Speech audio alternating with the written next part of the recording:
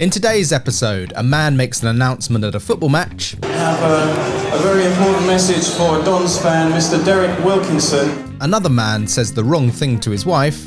Okay, maybe you should wear something different underneath, you know. What? And this man proves that he did once have hair. 1, 2, 3. Get ready to rumble! I have a dream today. If seeing is believing, sound is unbelievable. So this series is all about the power of sound, and all the clips come from an archive. Now this is where the archive started off. This is me at my desk in around about 2000, 2001 at 30 Leicester Square, which was the headquarters of Capital Radio PLC. And this was called the Sonic Laboratory. Now the purpose of the Sonic Laboratory was twofold. Firstly, it was an archive, so we were capturing all of the best clips of audio that we could find in advertising and branding. And the second thing was then promoting that and creating language around it and promoting it in terms of power of sound presentations, creative workshops, that sort of thing.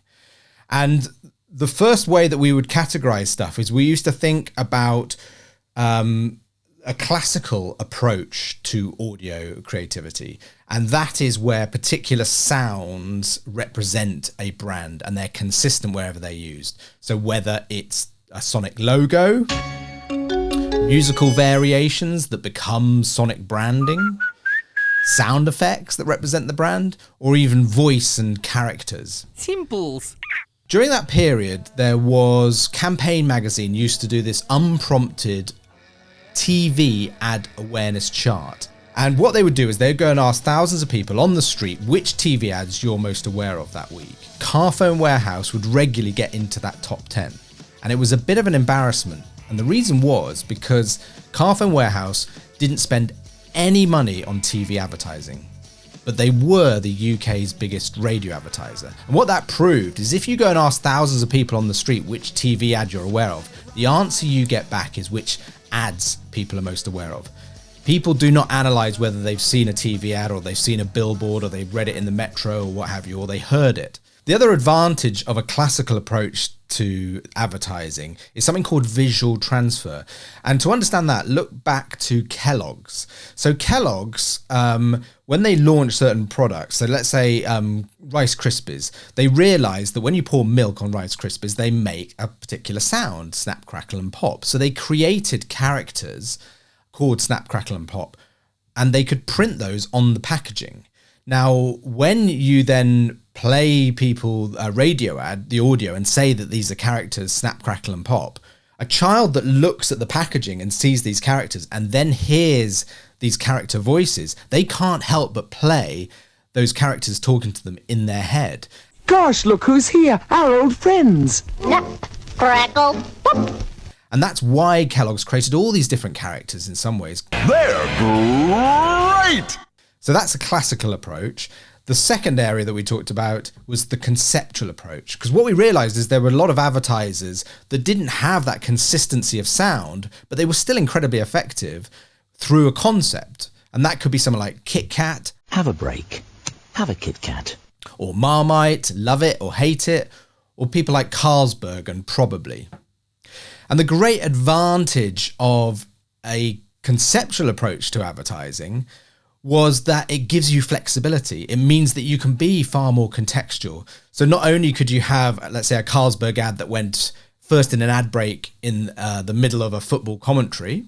Hey lads, you know what you got to do? Nosy, run with the ball and kick it in the back of the net. Big man, run with the ball and kick it in the back of the net. Wingers, Stevie and Steve, run as quick as you can and kick the ball in the back of the net. Keeper, you kick the ball as far as you can, straight in the back of the net. Now get out there and kick the ball in the back of their net more times than they kick the ball in the back of our net. Got it?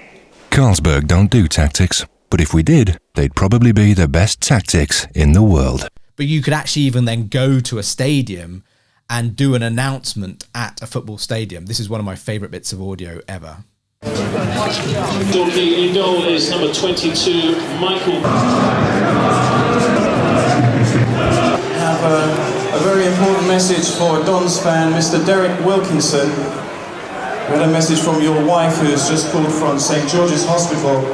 where she's given birth to a healthy 6 pounds, 4-ounce baby boy. She's also agreed to your suggestion to call him Frankie, Everard, Stig, Mickey, Fergie, Everard, Quinny, Roscoe, Terry Brown's Yellow and Blue Army, Marcus Gale, Everard Wilkinson. In the message she also says that now would be a good time to get an au pair, and you may like to get one from Sweden. She says she'll get a taxi back from the hospital on Tuesday, so you don't have to miss the game away at Bromley. This announcement was brought to you by Carlsberg. Carlsberg don't do wives, but if they did, they'd probably be the best wives in the world. Carlsberg, sponsors of the FA Trophy.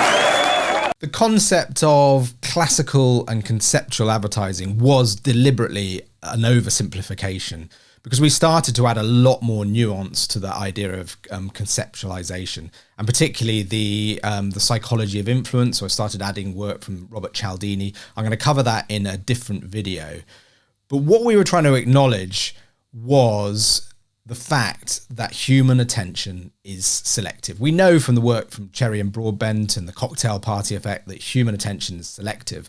So all we were saying is to advertisers that either you go out 100% to grab attention, or you better have brand values that can identify your brand when people aren't paying attention. But the best campaigns of any era actually tick both those boxes. And to finish this video off, I'm going to play one of my favorite ads from this or any era, and it was for Hamlet cigars. But because the beauty of it, each of the scripts, beautifully written, beautifully cast, beautifully produced and created. But then when the music of Bach's Air and a G-string kicks in, the world can shit on you, but you go down the pub, have a pint, have a cigar, and it'll be all right, and you can just relax. And Bach's Air and a G-string is the most relaxing piece of music ever. Sweetheart, cab's here. Darling, do you think these trousers make my bum look fat? No, they look all right. All right, just all right. So you think my bum's fat? No, you said that, I didn't. You think it looks fat? No, love, you look gorgeous, okay? Now, come on, the cab's waiting. You don't think they look too tight? That's... Well, no, look... Okay, maybe you should wear something different underneath, you know. What?